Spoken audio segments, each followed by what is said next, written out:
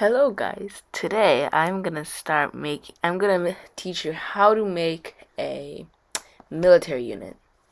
Basically saying what you want to do is first for the voice, I chose Deadeye for this one because it sounds generally, you know, worry. I don't know. And I didn't give it a rider, but for one of my military units I did. And for weapons, you usually really want like gun weapons for military units. So I would recommend Tab G gun units, um, WIP, whatever that is. I'm pretty sure it's World something. I don't know. Or maybe if you want to get creative, you can put on a shield. I would not recommend the flail hammer though. If you want to get creative, you can add a shield. Wild West is also pretty good too because guns in general. You just generally want guns. And you can use a shell if you really want to, but I wouldn't recommend it. It seems a bit weird.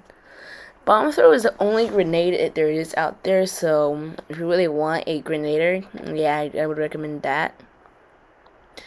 And you can always add something else with it, like a sword or something, with a knife, so like it will look like kind of like early on stages of using guns or something. I'm not sure what I was thinking there, but yeah. And for example, in using gun, I made this unit quick so I can rush in really quickly, and it also pretty powerful. Yeah, I worked really hard on it, but it's not that good against ranged units.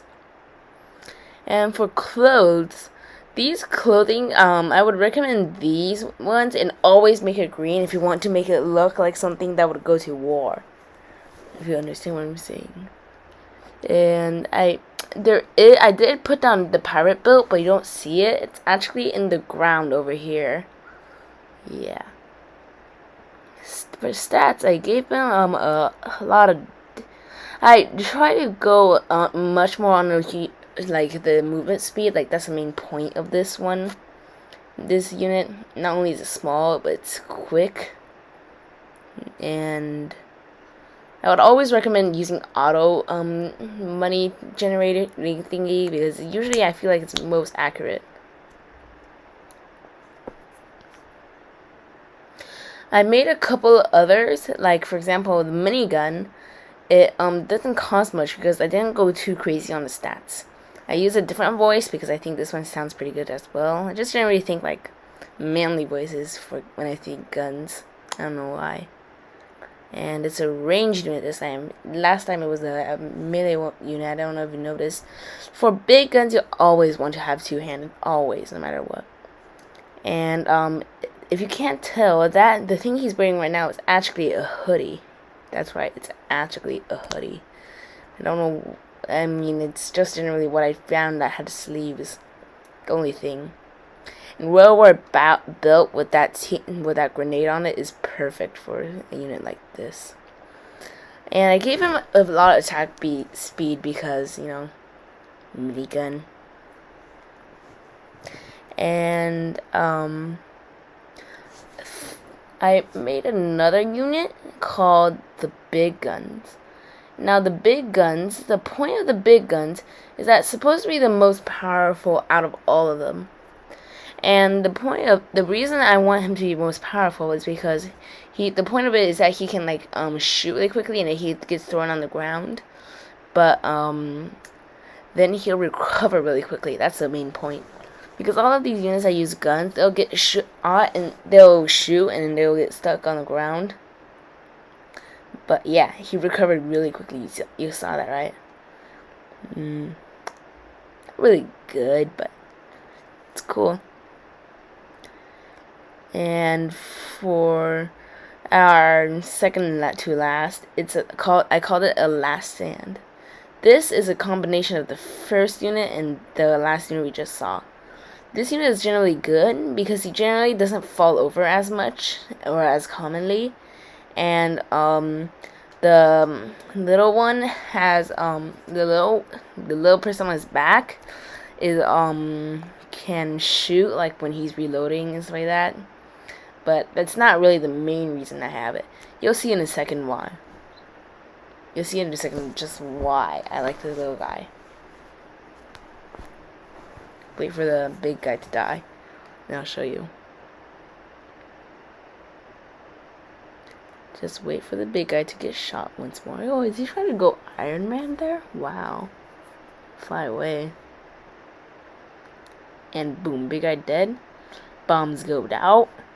And then just like that, boom. The little guy is actually still alive right now. Just passed out and it's dead. Okay. But you can see like the concept there. And for stats, I didn't go too crazy on anything in stats. And yeah, pretty basic. Oh, a death explosion is really what propelled the smaller one over earlier. You saw that earlier. And Demo Man. The point of the Demo Man is that I mean, it's just that to explode things generally. And I gave him a lot of damage, not too much damage actually, and some hit points. Yeah. He's not gonna be like make one man army himself. He's mostly gonna be like with another army and hitting with another army, just generally support for another army. And yeah, that's about it. Now let's just test these out on the battlefield. Yeah, so as you can see, I'm gonna make these small units fight a bunch of siege units really far away. And to be specific, these are ballistas. There's a lot of ballistas. Who do you think you'll win? Comment below. But I already know who will.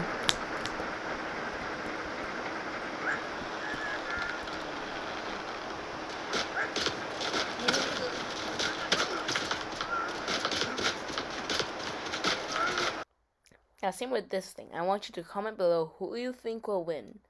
Right now. Just pause the video and comment. I think the guns will win.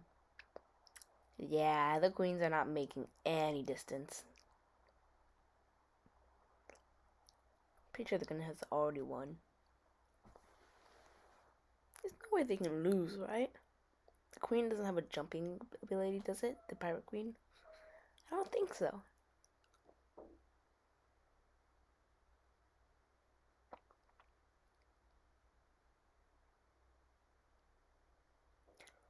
Woo! Now pause the video and comment who you think will win. Hey! The double, the one that has another one riding on it, won against the other one. Not surprised. Alright, I'm excited for this one. This is a bazooka vs an ice giant. The ice giant costs about 6 times as much as a bazooka. But the ice giant, oh, it's already dead. Epic.